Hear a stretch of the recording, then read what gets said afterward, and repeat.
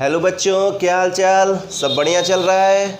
Okay बच्चों, class 12 determinants में हमने 4.2 तक कंप्लीट कर लिया था।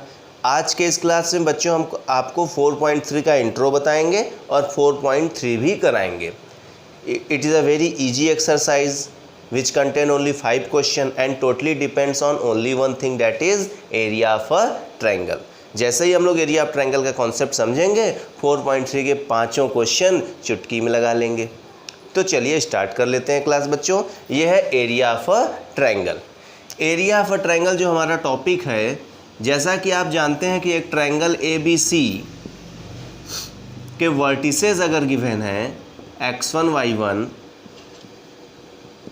x2 y2 x3 y3, अगर वर्टिसेस गिवन है बच्चों तो आप इसका एरिया क्लास 10th में ही निकालना सीख चुके हैं।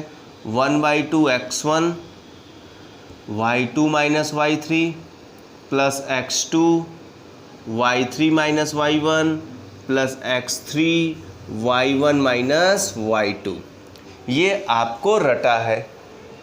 अब इसमें क्या करना है हम लोग को बच्चों इसका डिटर्मिनेंट फॉर्म पढ़ना है। कौन सा फॉर्म पढ़ना है? Determinant form. अब डिटर्मिनेंट फॉर्म है तो डिटर्मिनेंट तो बनेगा ही, तो delta is equal to half रहेगा ही। इस ब्रैकेट वाली चीज़ को हम लोग डिटर्मिनेंट फॉर्म में लिखेंगे। और कैसे लिखेंगे?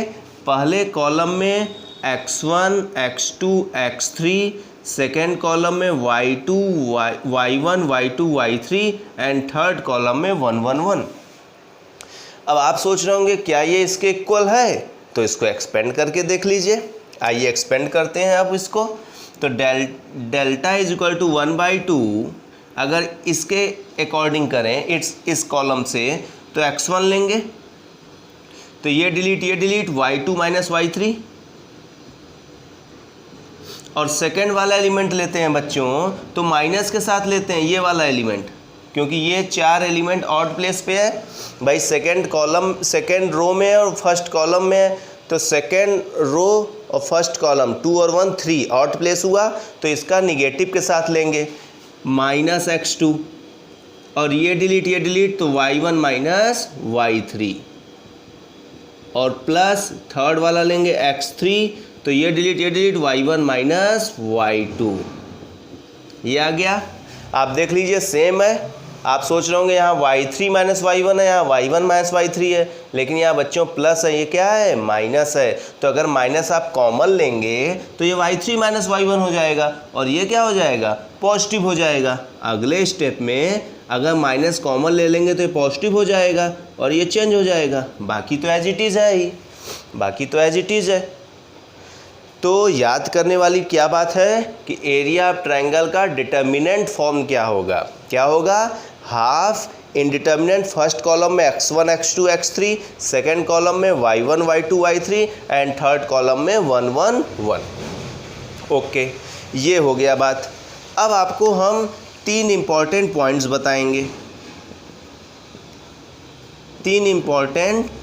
बताएंगे जो कि यूजफुल है एक्सरसाइज में क्वेश्चन को सॉल्व करने में।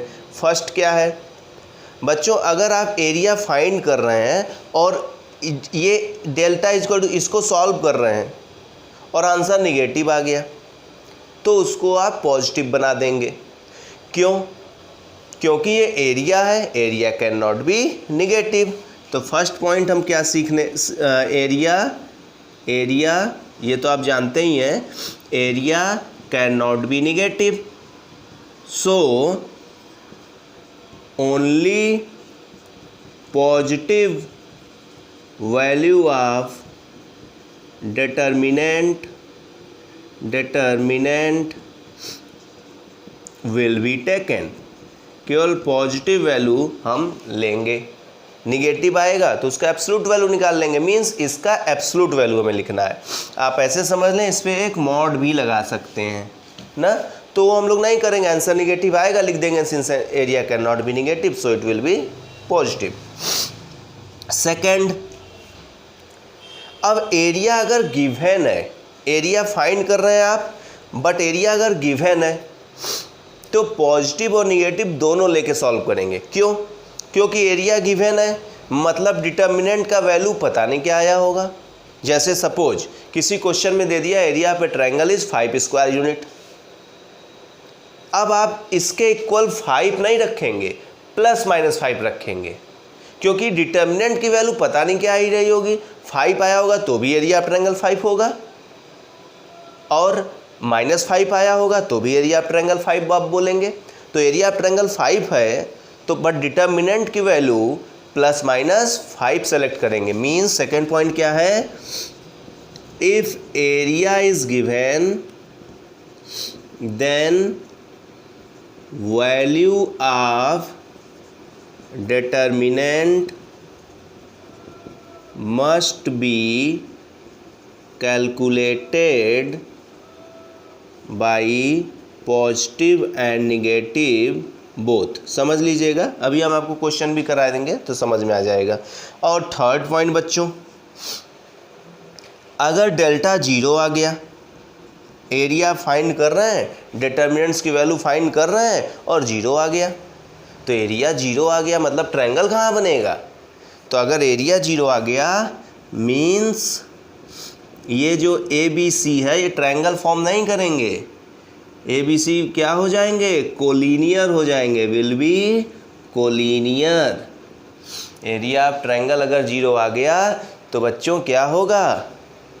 अगर डेल्टा 0 आ गया तो ABC क्या हो जाएंगे? कोलिनियर हो जाएंगे। ओके, तो ये सारी बातें हैं, इसको अप्लाई करना है 4.3 पे। तो जल्दी से स्टार्ट करते हैं एक्सरसाइज, तब तक इसको नोट कर लीजिए आप लोग। चलिए बच्चों, ये क्वेश्चन एक्सरसाइज 4.3 का 3 क्वेश्चन आपके सामने है। टोटल 5 क्वेश्चंस हैं, तो कंप्लीट करेंगे आज ही के क्लास में। तो बच्चों ये पहला क्वेश्चन है कि find the area of a triangle. आपको दिख रहा है वर्टिसेस दिए हुए हैं। अगर वर्टिसेस दिए हुए हैं मतलब ये क्या होगा? x1 y1, ये होगा x2 y2 और ये होगा x3 y3। और अगर बच्चों फॉर्मूला आपको याद है डिटर्मिनेंट फॉर्म, तो होता है x1 x2 x3, y1 y2 y3 and 1 1 1। Okay, ये आपको रटा गया होगा। तो वैल्यू पुट कर देते हैं। 1/2 x1 x2 x3 means 164 164। how simple it is, y1 y2 y3 0 0 3 and 1 1 1। ये हो गया। अब आप डिटर्मिनेंट एक्सपेंड करने में माहिर ही हो गए, या तो प्रॉपर्टी लगाइए या तो एक्सपेंड करिए। तो अगर 2 0 दिख रहा है तो इसी कॉलम से एक्सपेंड कर देंगे, ज़्यादा ईजी रहेगा हम लोगों के लिए। तो अगर एक्सपेंड करें तो किसको पकड़ेंगे? 3 को पकड़ेंगे, बट 3 का प्लेस ऑड है तो जल्दीबाजी में 3 मत उतार दीजिएगा, -3 लिखिएगा। ऑड है भाई, third row second column, 3 + 2 5, odd है ना। तो -3 पकड़े, ये डिलीट 1611 1611। चलिए आगे चलते हैं। बचा क्या? इसका इसमें मल्टीप्लाई 1, इसका इसमें मल्टीप्लाई -6। ओके, -3/2 -1 में 6 गया, -5 माइनस प्लस 5 3 जा 15/2 square units. That is your required answer. था ना सिंपल? इजली आप लगा सकते हैं अगर आपको ये फॉर्मूला याद हो। याद क्या हो? याद ही हो गया होगा आपको। चलिए ये देखिए, बहुत ही शानदार क्वेश्चन बोर्ड में पूछा है, इंपॉर्टेंट क्वेश्चन है आपका। So that the points are collinear. Note में लिखवाए थे ना, पॉइंट्स कोलिनियर कब होगा? जब डेल्टा 0 आ जाए। जब डेल्टा 0 आ जाए, मिला जुला के इसमें भी डेल्टा फाइंड कर लेना है। डेल्टा फाइंड करने में वही फॉर्मूला, ये x1, ये x2 की वैल्यू, ये x3 की वैल्यू पुट कर दीजिए। a b c, y1 y2 y3 मतलब ये y1 y2 y3, b + c, c + a + b and last column में 1 1 1 है। ठीक है बच्चों, डेल्टा इज इक्वल टू 1/2। देखिए अब इसको हम एक्सपेंड नहीं कर रहे हैं, हम थोड़ा सा माइंड लगा रहे हैं। क्या माइंड लगा रहे हैं? प्रॉपर्टी लगा रहे हैं। प्रॉपर्टी आप लोग माहिर हो चुके हैं, 4.2 कंप्लीट कर चुके हैं। सोचिए अगर इस कॉलम में ये कॉलम ऐड कर दिया जाए, मतलब अगर हम ये वाली प्रॉपर्टी लगाएं, चलिए यहाँ लिख दे रहे हैं आप लोगों के लिए हम लिख दे रहे हैं C1 interchange to C1 plus C2, delta is equal to half, इसमें ये ऐड करिए A plus B plus C, इसमें ये ऐड करिए A plus B plus C, इसमें ये ऐड करिए A plus B plus C, और ये second column as it is लिख देंगे, second column as it is लिख लेंगे, थर्ड कॉलम में 1 1 1। अगर A plus B plus C आप कॉमन ले लिए तो यह आएगा A plus B plus C common हो गया, क्या बचेगा 1 1 1, और सेकेंड और third column as it is लिखेंगे ना। प्रॉपर्टी लगाइए, हैबिट बनना चाहिए प्रॉपर्टी लगाने का। डायरेक्ट भी आप एक्सपेंड कर सकते थे, बट ये हैबिट लाना चाहिए प्रॉपर्टी लगाने का, क्योंकि एग्जाम में क्वेश्चन कभी कभी आता है जो यूजिंग प्रॉपर्टी वाला, तो आदत बनेगा। अब यहाँ पे देखिए बच्चों काम ख़त्म हो चुका है, 0 आ गया आंसर, 0 आ गया। क्यों 0 आ गया? क्योंकि कॉलम 1 और कॉलम 3 इक्वल है, और हम लोग पढ़े हैं किसी भी डिटर्मिनेंट्स में अगर 2 कॉलम इक्वल या 2 रो इक्वल तो काम ख़त्म, वैल्यू 0। कोई डाउट? तो 0 आ गया तो ABC कोलिनियर होंगे, लिख दीजिएगा since area is equal to 0 so ABC given points are collinear. Okay, आते हैं नेक्स्ट क्वेश्चन पे। क्वेश्चन नंबर 3 कर रहा है K का वैल्यू फाइंड करिए फिर एरिया ऑफ ट्रायंगल, बताए ना। अब देखिए एरिया ऑफ ट्रायंगल गिवन है, तो अभी आपको हम पॉइंट समझाए थे, बोले थे जिसमें एरिया ऑफ ट्रायंगल गिवन रहेगा उसमें प्लस माइनस दोनों लेके करेंगे। तो आइए देखते हैं कैसे करते हैं। सबसे पहले तो formula half x1 x2 x3 y1 y2 y3 1 1 1। देखिए डेल्टा की जगह हम 4 नहीं लिखेंगे, प्लस माइनस 4 लिखेंगे, क्योंकि डेल्टा मतलब ये इसका वैल्यू, अब इसका वैल्यू +4 आया कि -4 हमें क्या पता, एरिया तो 4 लिखेगा ही, -4 तो लिखना ही देगा। हाँ, तो 1/2 x1 x2 x3 मतलब K 4 0, y1 y2 y3 0 0 2 और ये 1 1 1। ओके, 2 का मल्टीप्लाई करा दीजिए, +-8 हो जाएगा।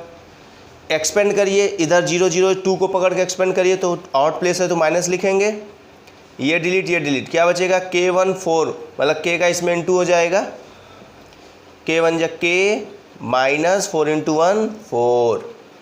ओके, अब +-8 इज इक्वल टू -2 का अंदर मल्टीप्लाई करा दीजिए, ये आ गया। एक बार बच्चों पॉजिटिव K लेके सॉल्व करिएगा तो 0 आएगा वैल्यू, और एक बार निगेटिव लेके सॉल्व करिएगा तो माइनस ये आ जाएगा 8 आ जाएगा।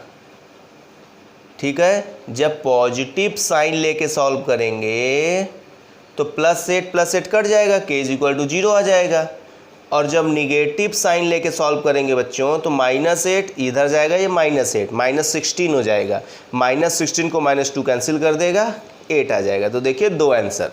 अगर आप +4 लिख के करते तो आप केवल K इज इक्वल टू 0 लिख के आ जाते, आप K इज इक्वल टू 8 वाला आंसर बता ही ना पाते। समझ में आ गया? समझ में आ गया। तो 2 क्वेश्चन और बचे हैं, वो भी कर लें। चलिए कर लेते हैं, जैसा आप कहिए। चलिए बच्चों, question number 4 and question number 5 समझते हैं, देखते हैं। दोनों ही बहुत अच्छा क्वेश्चन है। क्वेश्चन नंबर 5 तो अभी जस्ट करा है उस टाइप का, 4 स्क्वायर यूनिट जो K का वैल्यू फाइंड करना था।